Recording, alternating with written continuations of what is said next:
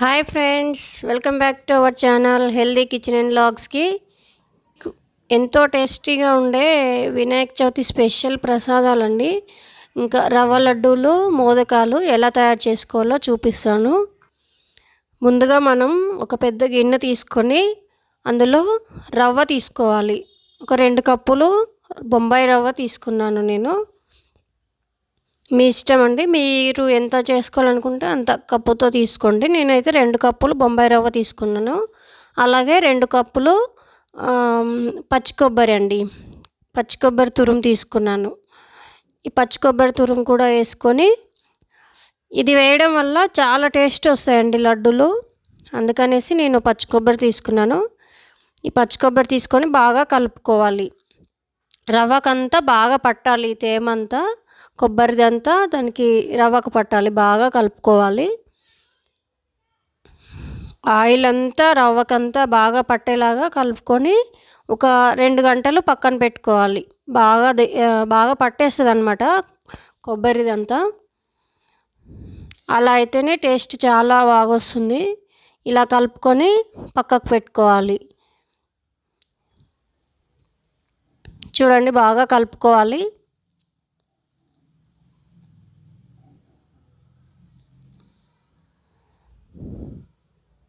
ఇలా కలిపేసుకున్నాం కదా, ఇలా మూత పెట్టుకొని ఒక 2 అవర్స్ కానీ 1 అవర్ కానీ అలా పక్కన పెట్టుకుంటే రవ్వకంతా బాగా పట్టుద్ది కొబ్బరి అంతా. అప్పుడు బాగా నానాక మనం మూత తీసి చూసుకుంటే చూడండి, బాగా మంచి కలిసిపోయింది కదా కొబ్బరి రవ్వ. ఇప్పుడు మనం ఒక ప్యాన్ పెట్టుకొని అందులో నెయ్యి వేసుకోవాలి. నెయ్యి వేసుకొని బొంబాయి రవ్వని మనం కలిపెట్టుకున్న రవ్వ ఉంది కదా, అది వేయించుకోవాలండి దోరగా. నెయ్యిలో వేసుకొని ఇదంతా బాగా ఫ్రై చేసుకోవాలి. బ్రౌన్ కలర్ వచ్చేంత వరకు ఫ్రై చేయాలి. అలా అయితేనే మంచిగా టేస్టీగా వస్తాయి రవ్వ లడ్డూలు. చూడండి, బాగా కలుపుకోవాలి. బ్రౌన్ కలర్ వచ్చేంత వరకు కలుపుకోవాలండి, మర్చిపోకుండా. పచ్చివాసన పోయేంత వరకు బాగా కలిపేసుకోవాలి.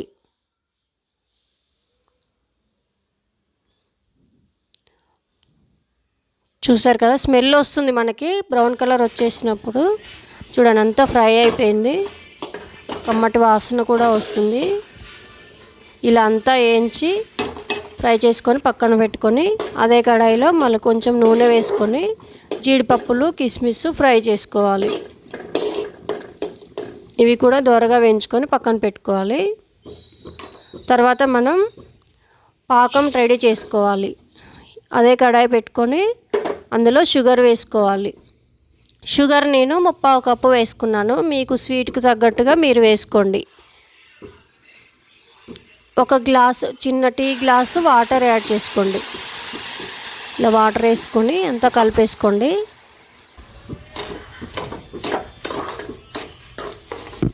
షుగర్ అంతా మెల్ట్ అయిపోయి పాకం వచ్చే వరకు కలుపుకుంటూ ఉండాలి. మంట సిమ్లో పెట్టుకోవాలి, లేదంటే మాడిపోతుంది. షుగర్ అంతా కరిగిపోవాలి, మనకి తీగ పాకంలాగా రావాలి. పాకం ఎక్కువగా ముదిరితే మళ్ళీ లడ్డూలు గట్టిగా అయిపోతాయి. అందుకనేసి మనం తీగ పాకం రావాలి, సరిపోతుంది. చూడండి, మనకు చక్కెర అంతా కరిగిపోయింది కదా. ఈ పాకం అంతా ఇప్పుడు మనం ఇలా చేయి పెట్టి ఇలా ఏలుకి కొంచెం తీసుకొని ఇలా చూస్తే బంకలాగా సాగితే సరిపోతుందండి. తీగ పాకం వచ్చేసింది, చూస్తున్నారు కదా. ఇప్పుడు ఇందులో రవ్వ వేసుకోవాలి. మనం వేయించి పెట్టుకున్న రవ్వ ఉంది కదా, ఆ రవ్వని యాడ్ చేసుకోవాలి.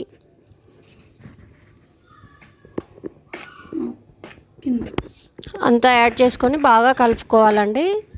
వేడిగా ఉన్నప్పుడే బాగా కలిసిపోవాలి, రవ్వ అంతా పాకంలో కలవాలి. ఇలా అంతా కలిసేలాగా కాలుతుందండి, జాగ్రత్తగా కలుపుకోవాలి. ఇప్పుడు డ్రై ఫ్రూట్స్ కూడా మనం యాడ్ చేసుకోవాలి. మనం ఫ్రై చేసి పెట్టుకున్న ఉన్నాయి కదా, కాజు, బాదాం, కిస్మిస్ అవన్నీ యాడ్ చేసుకొని మరొకసారి కలుపుకోవాలి. మీకు ఇష్టమైతే ఇలాచీ పౌడర్ కూడా యాడ్ చేసుకోవచ్చు.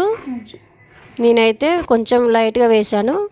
తర్వాత ఇప్పుడు ఉండలు కట్టుకోవాలండి. మనం లడ్డూలు చేసుకోవాలి. వేడిగా ఉంటుంది కదా, బాగా కాలుతుంది. మీకు కొంచెం ఒక హాఫ్ అన్ అవర్ అలా చల్లారిచ్చాక లడ్డు కట్టుకుంటే చాలా బాగా వస్తుంది.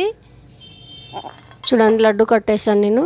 ఇంతే అండి, సింపుల్గా బొంబాయి రవ్వ లడ్డూలు రెడీ అయిపోయాయి. రవ్వ లడ్డు చాలా చాలా టేస్టీగా వస్తాయండి. ఇప్పుడు మనం మోదకాలు ఎలా తయారు చేసుకోవాలో చూద్దాము. ఒక మిక్సీ జార్ తీసుకొని అందులో బెల్లం తీసుకోవాలి. ఒక చిన్న కప్పు బెల్లం తీసుకొని అలాగే కొద్దిగా రవ్వ తీసుకున్నాను. అలాగే కొద్దిగా కొబ్బరి పొడి, ఇంతకుముందు మనం వేయించి పెట్టుకున్నాం కదా, అది కొంచెం తీసుకున్నాను. అలాగే ఒక చిన్న కప్పు శనగపప్పు అండి, ఉడకపెట్టి పెట్టుకోవాలి. శనగపప్పుని బాయిల్ చేసుకున్న శనగపప్పు కూడా వేసుకొని లైట్గా కొంచెం సాల్ట్ యాడ్ చేసుకోండి. ఇదంతా మిక్సీ పట్టుకోండి.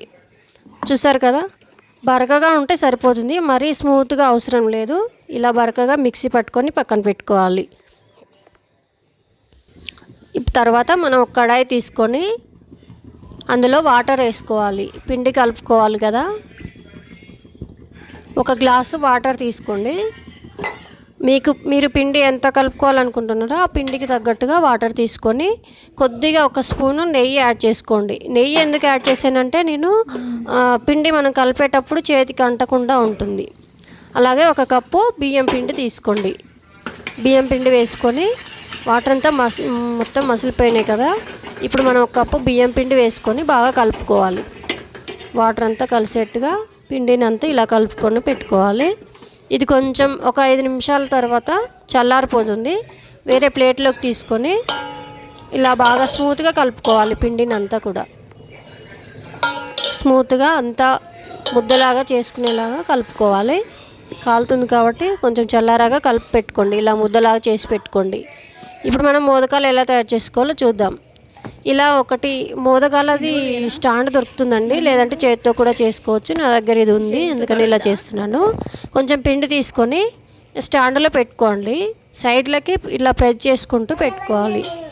అందులో స్టఫింగ్ కోసం మనం తయారు చేసి పెట్టుకుంది ఉంది కదా, బెల్లం శనగపప్పు పిండి, అది కూడా కొంచెం ఒక స్పూన్తో పెట్టుకోండి. తర్వాత మళ్ళీ పైన కొంచెం పిండిని ఇట్లా పైనుంచి పెట్టుకోండి. బయటికి రాకుండా జాగ్రత్తగా పెట్టుకొని ఇది గట్టిగా ప్రెస్ చేయాలి.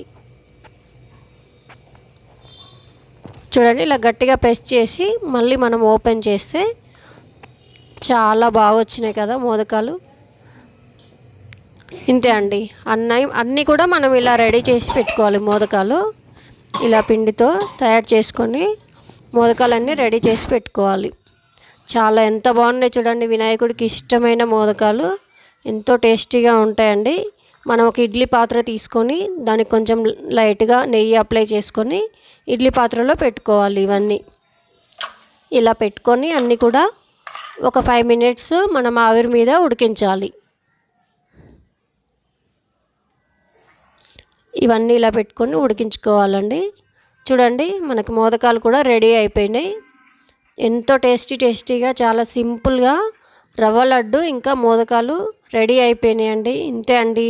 ఈసారి వినాయక చవితికి మీరు కూడా ట్రై చేయండి. ఈ వీడియో కనుక మీకు నచ్చితే లైక్ చేయండి, షేర్ చేయండి, సబ్స్క్రైబ్ చేయండి. బాయ్.